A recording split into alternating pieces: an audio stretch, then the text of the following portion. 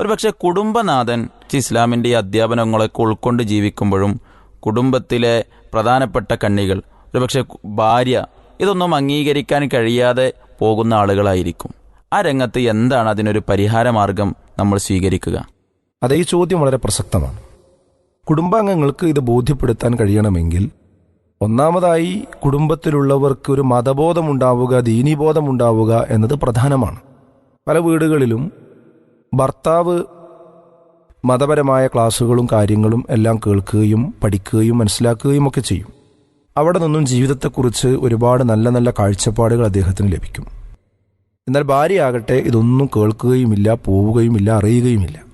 ഭാര്യ ഒരു ഫാഷൻ്റെയും മാറി മാറി വരുന്ന ടി വിയിലും അതുപോലെ തന്നെ വനിതാ മാസികകളിലും വരുന്ന ഒരു സംസ്കാരത്തിൻ്റെ പിന്നാലെ സ്വപ്നം കണ്ട് ഒരു സ്വപ്നലോകത്ത് വിഹരിക്കുന്ന ഒരു രീതിയായിരിക്കും ഒരുപക്ഷെ ഭാര്യയ്ക്കുണ്ടാവുക.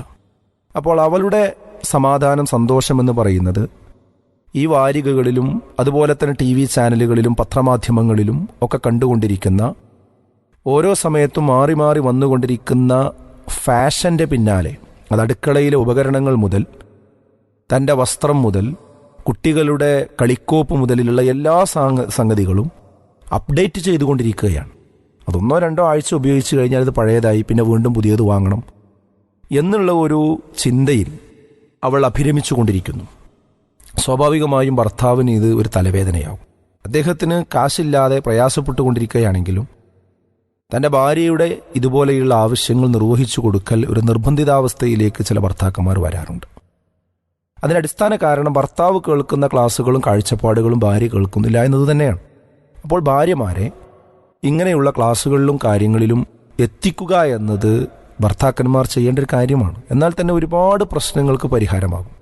കാരണം എന്താ? ഇസ്ലാമിൻ്റെ അടിസ്ഥാന തത്വം അവർക്ക് കിട്ടും. അല്ലാഹുവിൻ്റെ റസൂൽ പറഞ്ഞു, ഉൻലുറു ഇലാ ഹുവ മൻ അസ്ഫല മിൻകും വലാ തൻലുറു ഇലാ മൻ ഹുവ ഫൗഖക്കും. നിങ്ങൾ നിങ്ങളുടെ താഴെയുള്ളവരിലേക്കാണ് നിങ്ങൾ നോക്കേണ്ടത്, ഒരിക്കലും നിങ്ങളുടെ മുകളിലുള്ളവരിലേക്ക് നിങ്ങൾ നോക്കിപ്പോകരുത്. വളരെ പ്രസക്തമായൊരു കാര്യമാണത്. അങ്ങനെയായാൽ അള്ളാഹു നിങ്ങൾക്ക് നൽകിയ അനുഗ്രഹങ്ങൾ നിങ്ങൾക്ക് അനുഗ്രഹങ്ങളായി തോന്നും. അതല്ല നിങ്ങൾ മുകളിലേക്കാണ് നോക്കുന്നതെങ്കിൽ ആ അനുഗ്രഹങ്ങളൊക്കെ നിങ്ങൾക്ക് നിസ്സാരമായിരിക്കും. അതിൻ്റെ വിലയും നിലയും നിങ്ങൾക്ക് അറിയില്ല. ഈ ഒരു ആശയം ഇസ്ലാമിൻ്റെ ഒരു അടിസ്ഥാനപരമായ ഒരു കാഴ്ചപ്പാടാണ്. ഈ കാഴ്ചപ്പാട് നമ്മുടെ ഭാര്യയ്ക്കും അതുപോലെ തന്നെ വീട്ടിലുള്ള എല്ലാവർക്കും ലഭിച്ചു കഴിഞ്ഞാൽ എല്ലാവർക്കും കുടുംബത്തിലെ സാമ്പത്തിക സുസ്ഥിതി ശരിയായ രൂപത്തിൽ മുന്നോട്ട് കൊണ്ടുപോകുവാനും ആ രൂപത്തിൽ കുടുംബത്തെ നയിക്കുവാനും സാധിക്കും എന്നുള്ള കാര്യം ഉറപ്പാണ്. പലപ്പോഴും സംഭവിക്കാറുള്ളത്, മതരംഗത്ത് ആളുകൾ താഴേക്ക് നോക്കും. ഞാൻ നമസ്കരിക്കുന്നുണ്ടല്ലോ, നമസ്കരിക്കാത്ത എത്ര ആളുകൾ നാട്ടിലുണ്ട്, അതുകൊണ്ട് പള്ളിയിൽ പോകുന്നില്ല എന്നതൊരു കുറ്റമായ ആൾക്ക് തോന്നുന്നില്ല. കാരണം നിസ്കരിക്കാത്ത ആളുകളുള്ള കാലത്ത് ഞാൻ നിസ്കരിക്കുന്നുണ്ടല്ലോ എന്നാണ്. എന്നാൽ മതരംഗത്ത് അങ്ങനെയല്ല. ഒരുപാട് ആളുകൾ പള്ളിയിൽ പോകുന്നു, 5 വക്തിനും അവിടെ എത്തുന്നു, ഞാൻ പോകുന്നില്ലല്ലോ എന്ന് മനസ്സിലാക്കി അവരെ കണ്ട് അവരോടൊപ്പം എത്തുക എന്നതാണ് മതരംഗത്ത് വേണ്ടത്. എന്നാൽ ഭൗതിക രംഗത്തോ, നമ്മളിപ്പോൾ ഒരു ഓടിട്ട വീട്ടിലാണ് താമസിക്കുന്നതെങ്കിൽ ഓലമേഞ്ഞ വീട്ടിലേക്ക് നോക്കാൻ നമുക്ക് സാധിച്ചാൽ നമ്മൾ എന്നും ഐശ്വര്യമുള്ളവരായിരിക്കും. കാരണം എന്താ? അൽഹംദുലില്ലാ, ഈ ഓലമേഞ്ഞ ഓരോ വർഷക്കാലവും ചോർന്നൊലിച്ചുകൊണ്ടിരിക്കുന്ന ഈ വീട്ടുകാരുടെ ദുസ്ഥിതി എത്രത്തോളം പ്രയാസകരമാണ്. പടച്ചോൻ സഹായിച്ചിട്ട് എനിക്കൊരിക്കലും അങ്ങനത്തെ പ്രയാസമല്ലല്ലോ. അൽഹംദുലില്ലാ. അദ്ദേഹത്തിന് അൽഹംദുലില്ലാ 1000 വട്ടം പറയാൻ കഴിയും. ഒരു ഓല പേഞ്ഞ വീട്ടിൽ കിടക്കുന്ന ആള് പാലത്തിൻ്റെ ചുവട്ടിൽ മഞ്ഞുകൊണ്ട് തണുത്തുറഞ്ഞ് കിടക്കുന്ന ആളുകളെ കാണുമ്പോൾ അയാളുടെ ഓലപ്പര അദ്ദേഹത്തിന് കൊട്ടാരമായി അനുഭവപ്പെടും.